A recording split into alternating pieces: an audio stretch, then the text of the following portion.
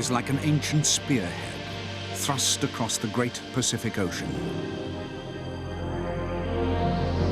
Long ago, a voyaging people made this their home. The story of the Polynesians is an epic natural history.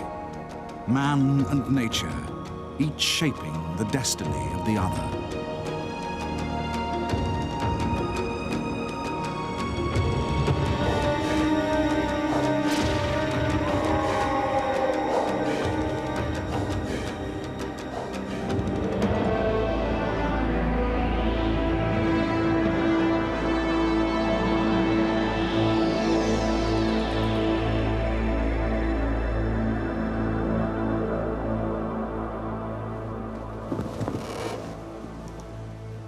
In 1789, near the coast of Tonga in the Western Pacific, a British naval ship made history. The mutiny on HMS Bounty launched a voyage which would take Fletcher Christian and his crew across the width of Polynesia to the lonely island of Pitcairn.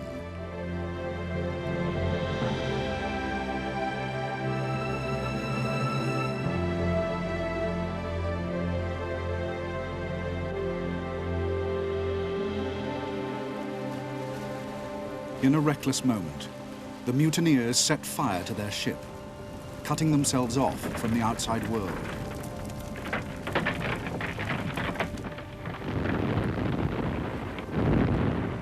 The destruction of the Bounty stranded Fletcher Christian and the other mutineers on one of the most remote islands in the world. But they were not the first to have followed this course. Polynesian voyagers, plants, and even some animals had traveled this route before.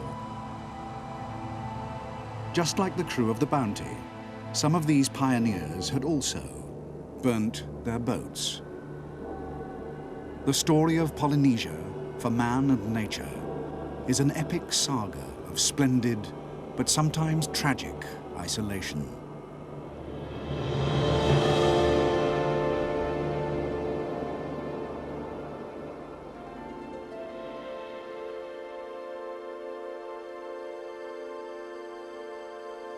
Polynesia is a world of tiny islands scattered across an endless sea.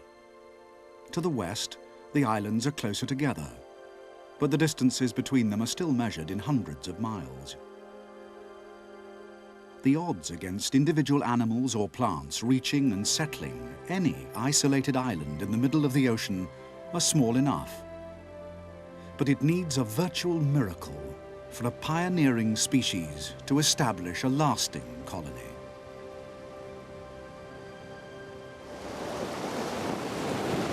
In the Western Pacific is the Fijian island of Yanduatamba. This remote, rocky island is home to a mysterious reptile, the crested iguana. Its closest relatives live on the coasts of Central America, nearly 8,000 miles to the east.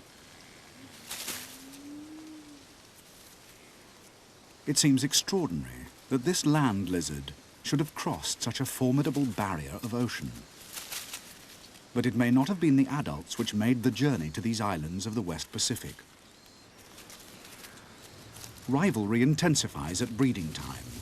There is competition for mates and for nest sites.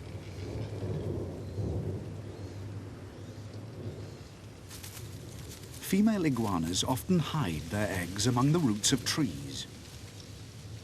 Torn from the land by a mighty storm, they could be carried far across the ocean and make landfall on a distant shore. The cyclone season brings death and destruction, but it may also transport new life.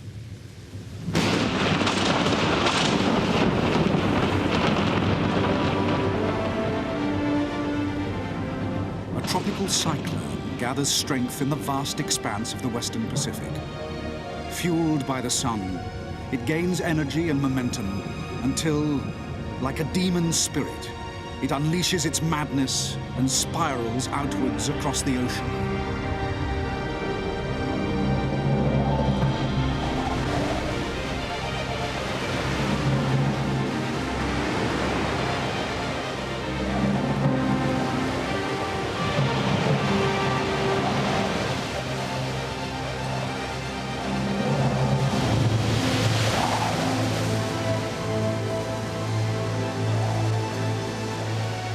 As the cyclone crosses the land, insects, birds, and vegetation are swept up into the sky and carried out to sea.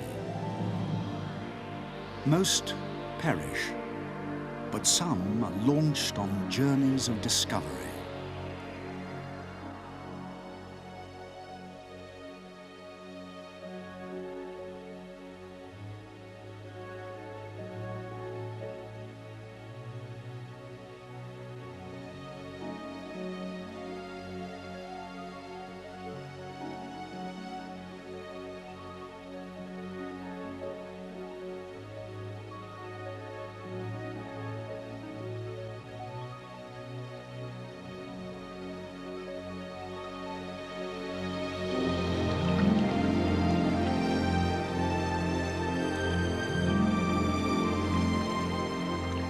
Cast away by the cyclone, a gecko clings to its life raft, a floating tree, itself a victim of the storm.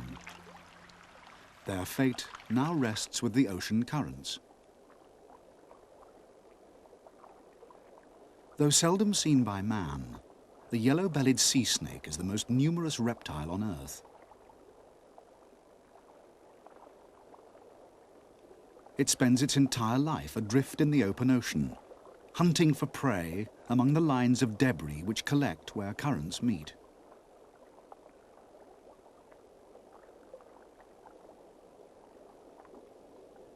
Its striking colors are a warning to enemies. For fish, its venom is more deadly than a cobra.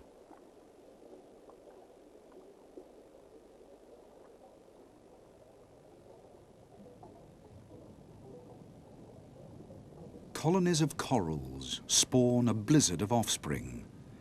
Carried by the ocean currents, they may drift hundreds of miles until, by chance, they settle on a far-flung reef and create a new colony.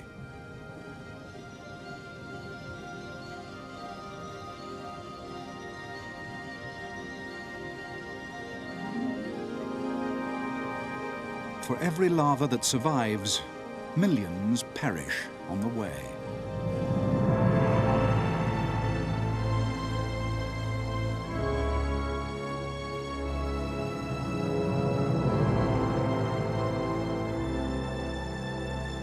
Manta rays, giant nomads of the ocean, reap the shifting harvest of the sea.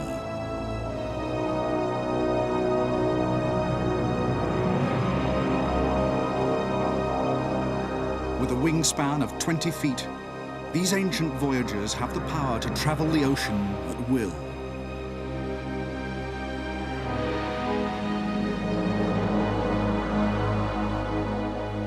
"2,000 years ago, a new breed of mariners invaded this oceanic world.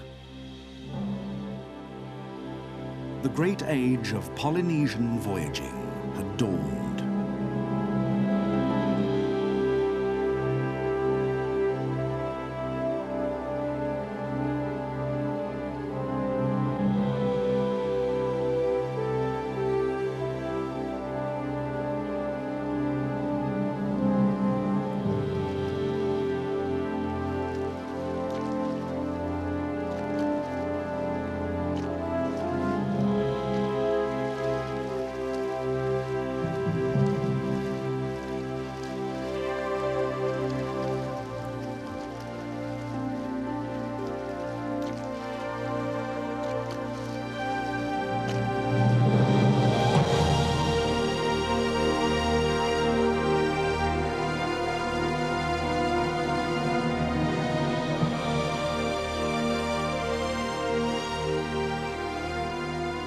Polynesian voyagers devised a system of navigation far in advance of anything known to the rest of the world. Their navigators steered by the sun and the patterns of ocean swells, the shapes and colors of clouds, and the flight of seabirds were vital clues that told of lands far beyond the horizon. They became masters of the sea.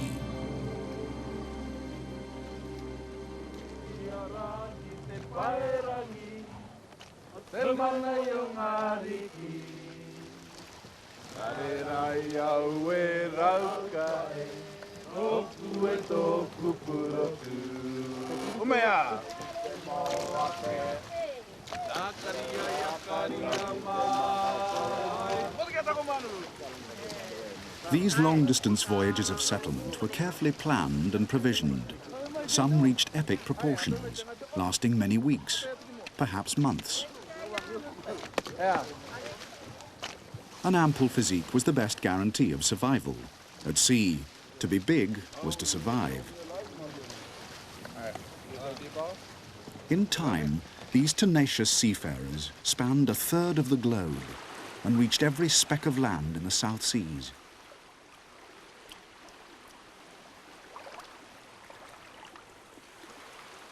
Tenacity has its reward for other island colonists. For a forest dweller, this female gecko is a surprisingly good swimmer. But she also has another, less obvious talent. She needs no male to fertilize her eggs. When she makes landfall, she is able to give birth to an entire island dynasty, a sisterhood of female geckos, all identical clones of herself.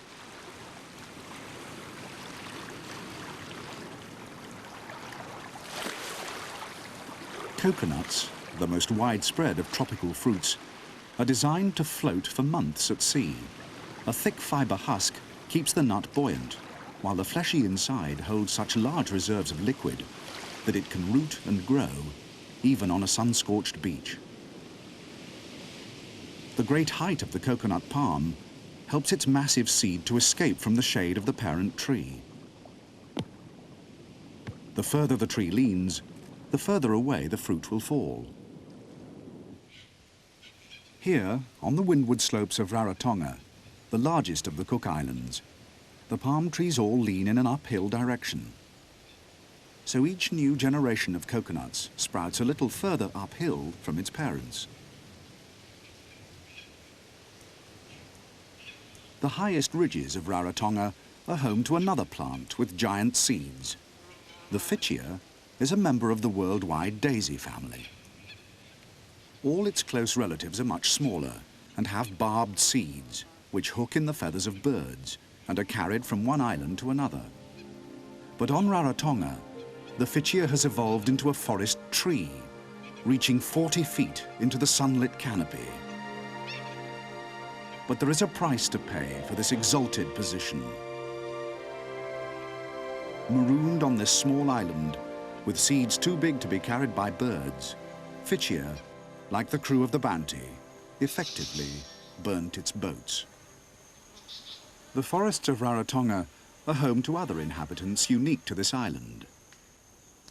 The Kakarori flycatcher, one of the world's rarest birds, and the colourful kookaburra dove.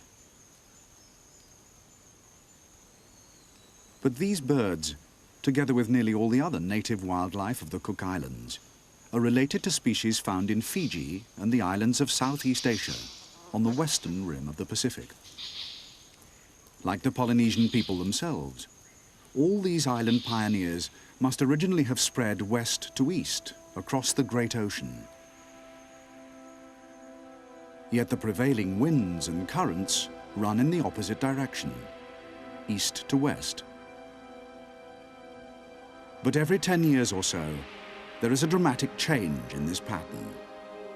Unusually warm weather brings cyclones to the tropical Pacific. This climatic event sweeps across the entire Pacific, reaching South America at Christmas, where it is known as El Niño, the boy child.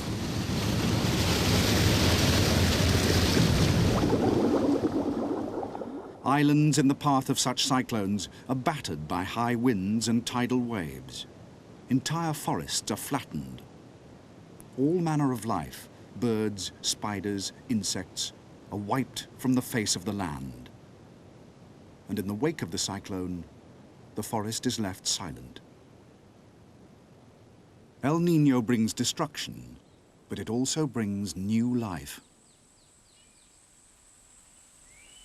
In the heart of the West Pacific cyclone belt lies the island of Savaii, home to the Samoan flying fox. Like other fruit bats, it hugs the land, avoiding the open sea. Its original home lies to the west, in the jungles of Southeast Asia. Torn from the land by storms and blown from one island to the next, its ancestors at last found sanctuary in the forests of Savaii, the most distant point from the Asian mainland reached by any mammal without the help of people.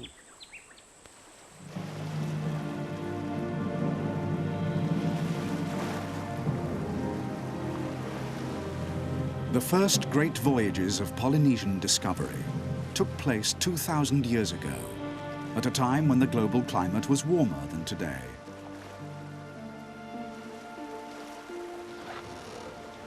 Seasonal El Niño winds would have favored their journeys of exploration towards the rising sun. But they knew that in time, if they found nothing, the prevailing wind would carry them back to their homeland.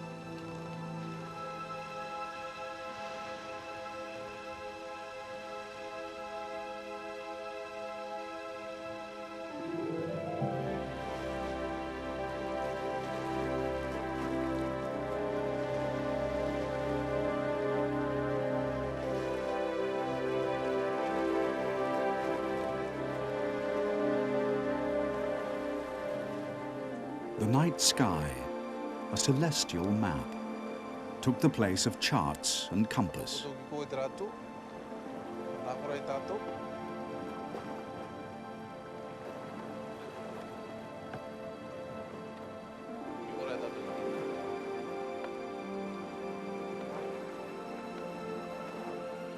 For Polynesian navigators, the pattern of the constellations was used to fix a band of latitude, a sea lane marked by stars that led them to the dawn.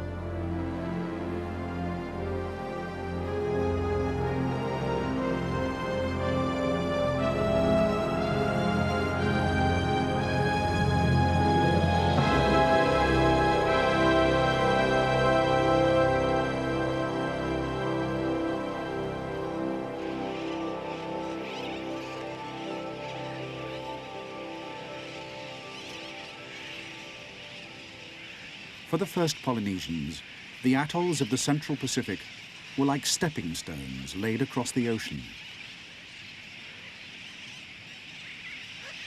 Although these low islands lacked fresh water and were therefore unsuitable for permanent settlement, huge colonies of seabirds provided a ready source of fresh meat and eggs.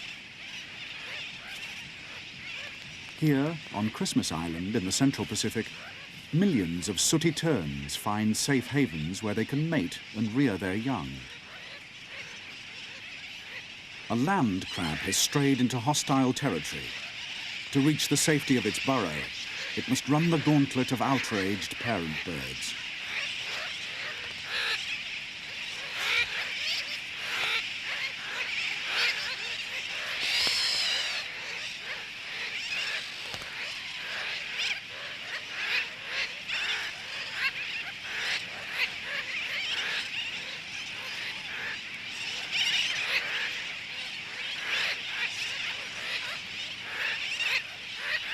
These remote atolls are not just a mecca for marine birds.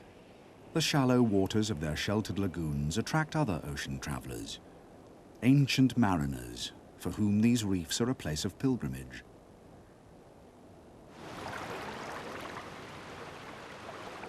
Green turtles have been coming to these islands for millions of years. When these gatherings first took place, this was a high island cloaked in forest. Now, eroded by time, it has been reduced to a coral atoll that can barely keep its head above the sea. But the turtles still keep faith with their ancestral breeding grounds.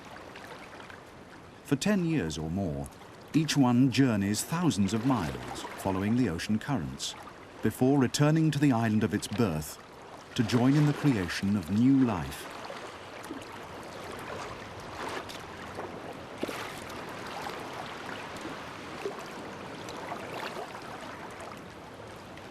It will be night before the females come ashore to lay their eggs in the coral sand.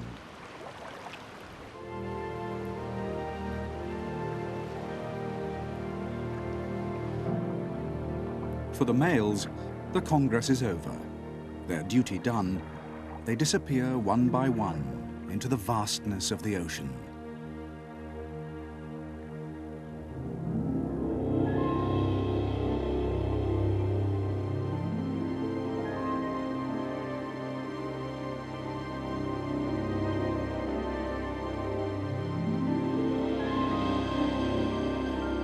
Beyond the protective circle of reef, the open sea is a place of profound mystery, the nomadic domain of sharks.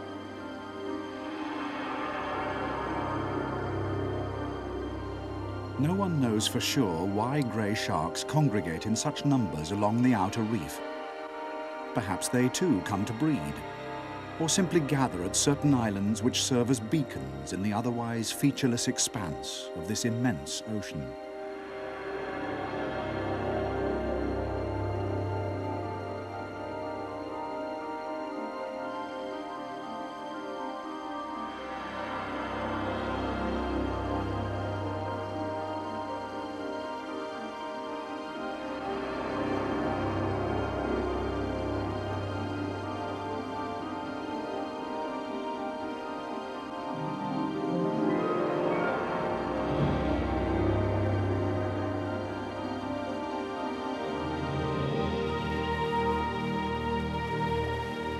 Pitcairn, a speck of land in an endless sea.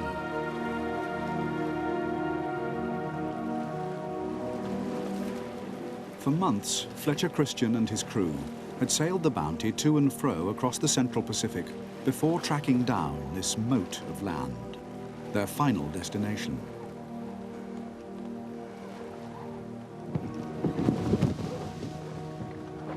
Here, they would burn their boat and commit themselves to their self-imposed exile.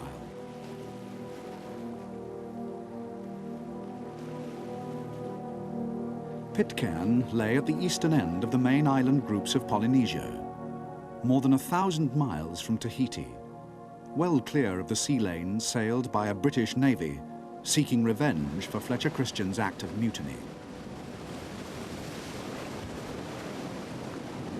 As they searched for a safe landing, they saw just how different this island was from the paradise of Tahiti. Less than a mile wide, Pitcairn lies just south of the Tropic of Capricorn and has no fringing reef to offer shelter from the relentless sea. Yet even here, life finds a foothold.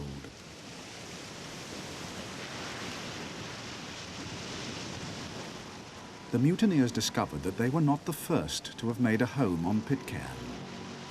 Throughout this wild and untamed island, there were signs of an ancient occupation.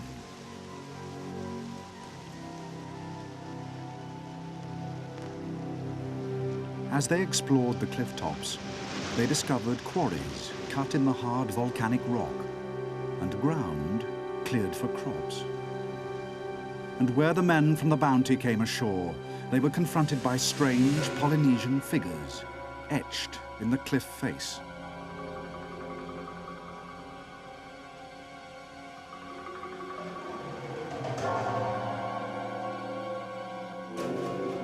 Inland was a temple, guarded by 4 tikis carved in stone, which the mutineers rolled over the cliff, fearful of reprisals from the pagan spirits of Pitcairn's past.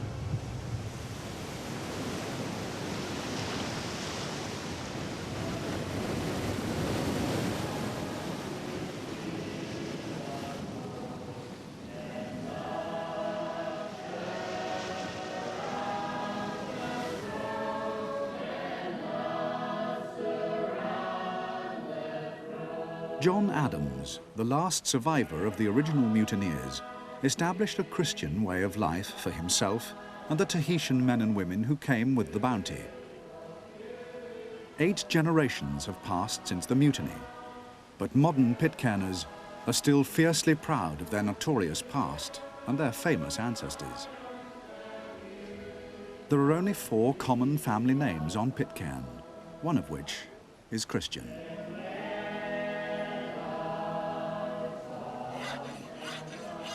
Today's islanders, like Ben Christian, are equally proud of their Tahitian blood and of the Polynesian culture, which has become an integral part of Pitcairn's language and way of life.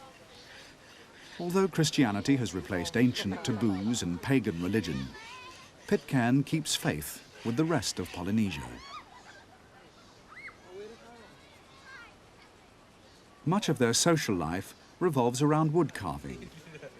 The sale of wooden curios to passing ships is an important source of revenue for the islanders. The beautiful pink-grained Miro wood comes from Henderson Island, a long day's journey northeast of Pitcairn.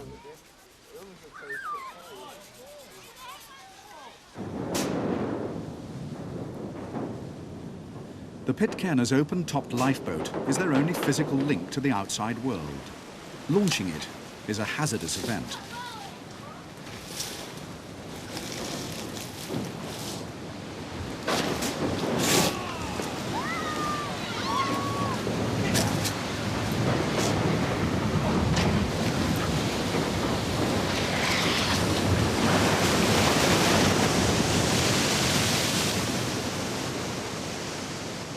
The lifeboat is used to meet the infrequent supply ship as it passes by en route from New Zealand to the Panama Canal, and for their annual expeditions to remote Henderson Island. Beyond the reach of aircraft, the Pitcairners are as isolated now as the Bounty mutineers 2 centuries ago.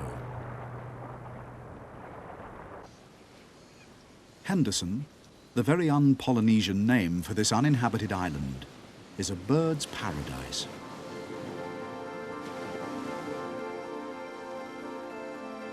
Pandanus trees along the beach shelter white-footed fairy terns, a race unique to the remote Pitcairn group of islands.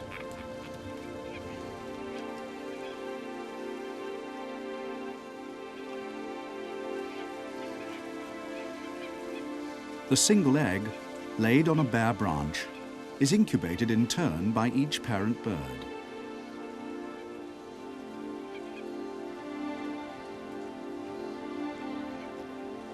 It'll be 4 weeks before the chick is ready to hatch.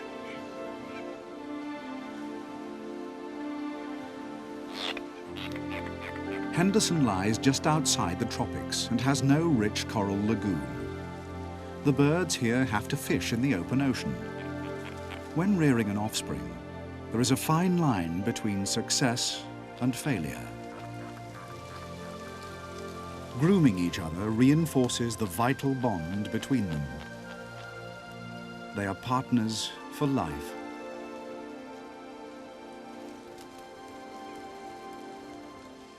Inland, a forest of Miro trees is home to the Henderson reed warbler.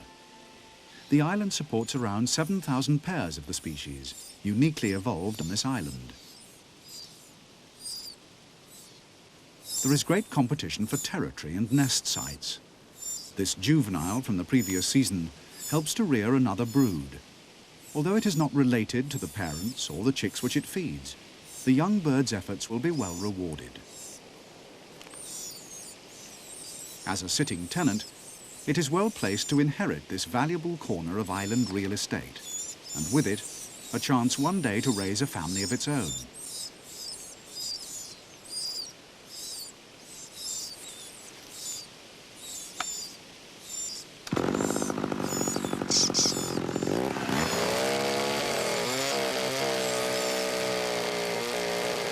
It is from this Miro forest that the Pitcairners harvest timber for their carvings.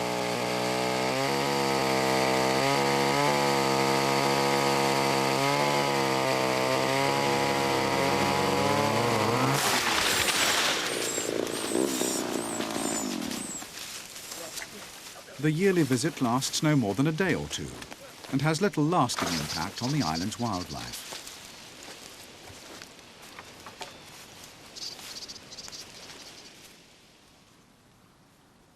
Like the island of Rarotonga, Henderson is home to its own unique fruit dove. The bird has evolved a partnership with this Mersaini tree, another uniquely Henderson species. The tree provides nutritious berries, the seeds of which the dove scatters across the island, to mutual benefit.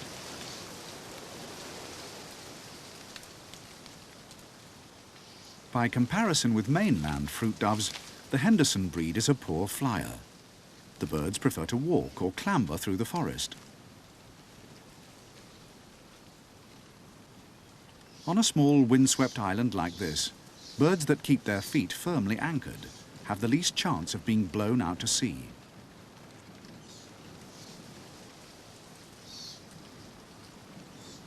Here, natural selection favours those that hop and flutter, and not those that fly. On this isolated island, the fruit dove has given up mobility in exchange for security. On Henderson, the survival game is played to different rules. With few predators, Henderson is also a paradise for insects. The tender leaves of the silver-barked Pisonia trees are often plagued by the larvae of an island moth. The caterpillars rampage unchecked across the island, stripping the trees of their leaves.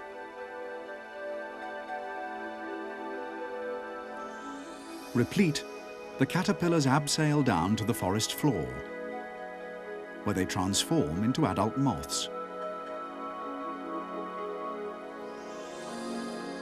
Wherever the plague has laid bare the branches, sunlight beams down through the canopy, rejuvenating other plant life on the forest floor.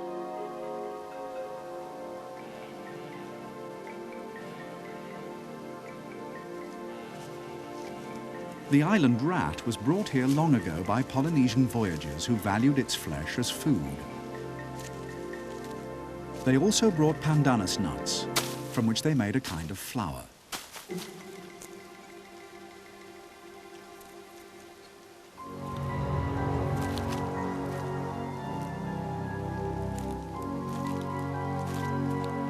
By smell, the rats hunt out the fallen fruits, also a favourite of the hermit crabs which infest every corner of the island.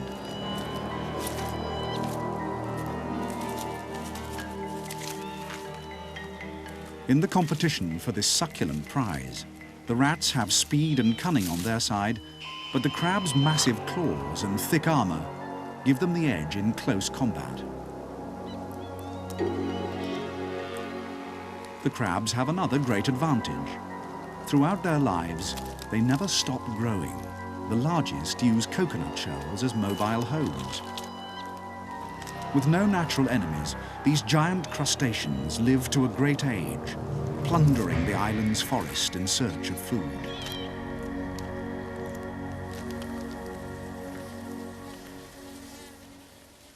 Carrion is their favoured delicacy. Seabird chicks fallen from their nests become helpless victims.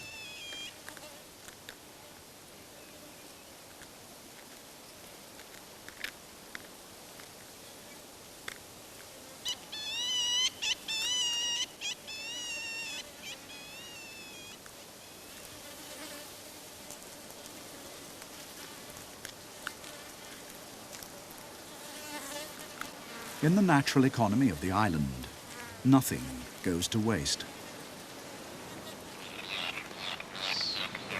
For the fairy terns, marauding crabs are just one of the hazards of island life. Now that their chick has hatched, the parents must satisfy their offspring's voracious appetite for fish. It is a task which takes all the energies of both birds for several weeks, each day, from dawn to dusk.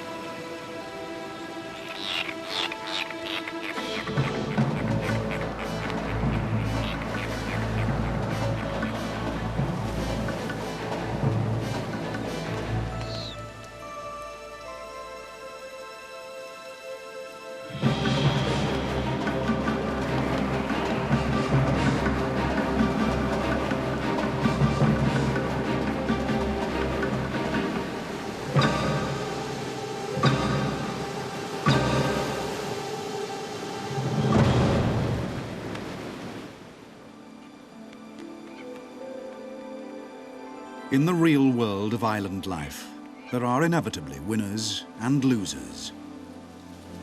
That is the tragedy of paradise.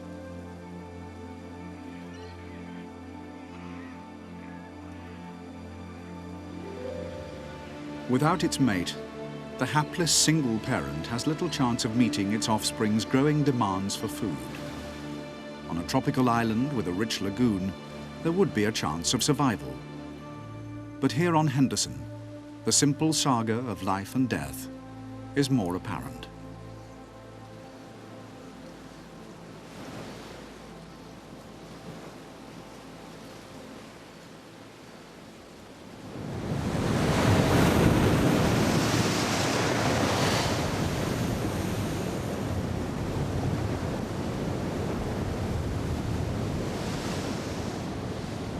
The west and south coasts of Henderson are guarded by steep, undercut cliffs. Here, ocean swells have blasted limestone rock, creating caves. The debris scattered on the floor of this cliff-top cave was not thrown here by wave action. It is the remains of a human occupation, which lasted at least 700 years. Fishhooks, carved from mother-of-pearl, show that these first Polynesians were fishermen, but discarded bones show they also hunted birds for food. Scattered across the cave floor are remains of a flightless, dodo-like pigeon, which in time was eaten to extinction. Yet one flightless bird survived against all odds: the Henderson rail. Better known to Pitcairners as the chicken bird, this dapper little species has the distinction of being the sole surviving flightless bird in the whole of eastern Polynesia. Although flightless now, the ancestors of Henderson's chicken bird must once have flown here from another island. Like the island's fruit dove, the power of flight then became a hindrance to survival.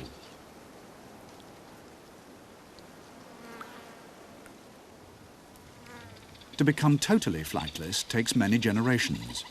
But now, these birds are marooned forever.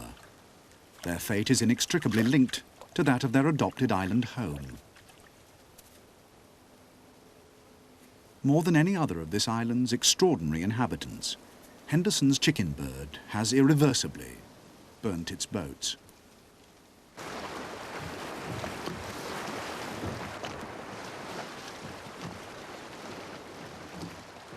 Beyond the Pitcairn Islands, 4,000 miles of open ocean stretches eastwards to the coast of South America. 1,000 years before Columbus ventured across the Atlantic, Polynesian voyagers had discovered and settled the only habitable island in this, the remotest part of the Pacific. It marks the most easterly corner of the Polynesian Triangle.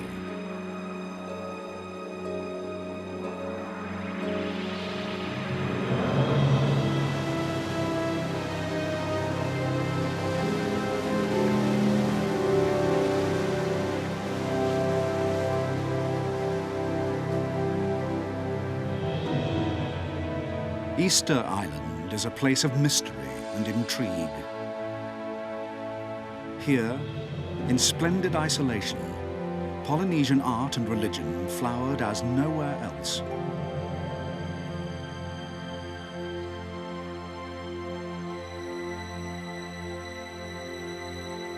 Long ago, Easter Island rose from the sea. Its volcanic craters were once covered in lush forest. Its temperate climate and rich soil made it habitable for the people who discovered and tamed this wild terrain.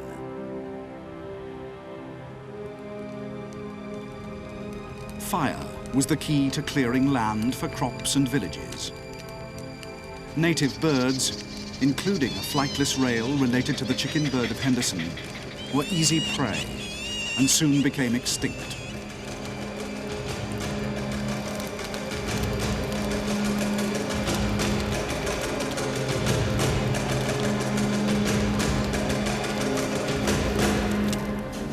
As the population expanded, a ruling class arose. Their authority came from the power of ancestral spirits, embodied as mighty statues, the Moai.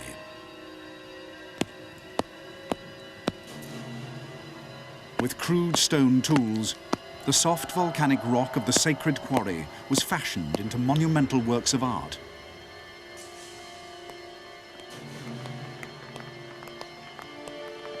By an extraordinary system of ropes and posts, the islanders manhandled the giant statues across the rocky landscape. As more statues were completed, more trees were felled to create levers and rollers. In time, the forest was consumed.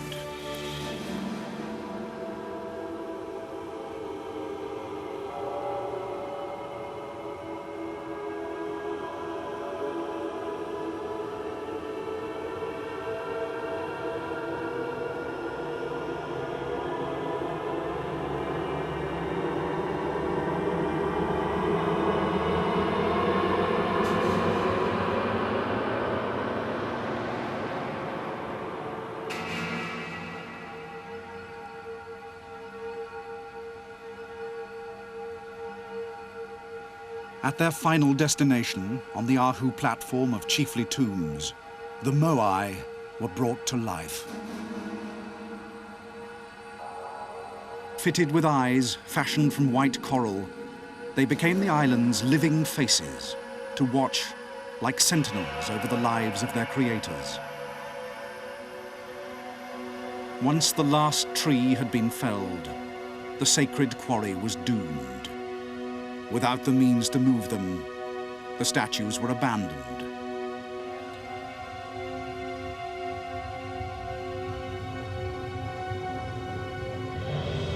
Obsessed by their statue-building cult, generations of islanders had neglected the health of their land. With no trees to protect the soil, crops began to fail. Hungry people died. The island entered an age of darkness. Tribe rose against tribe as civil war ignited this isolated speck of land.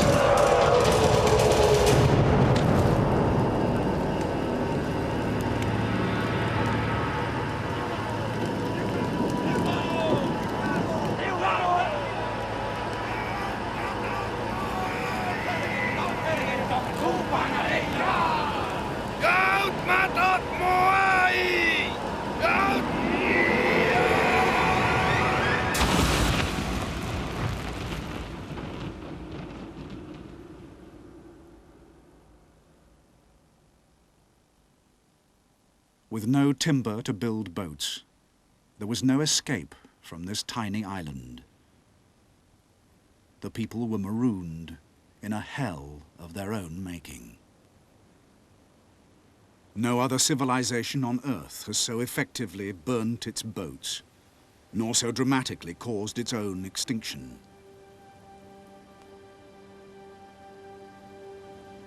Today, the sightless Moai and barren landscape are a monument to the tragedy of Easter Island and a sobering lesson in the fragility of man.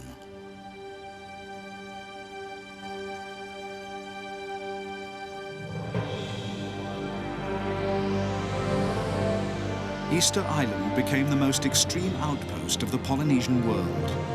Its story is unique.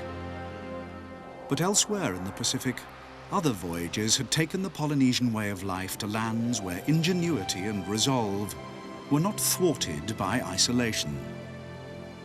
Far to the north, they discovered Hawaii, a new homeland where Polynesian culture grew from strength to strength.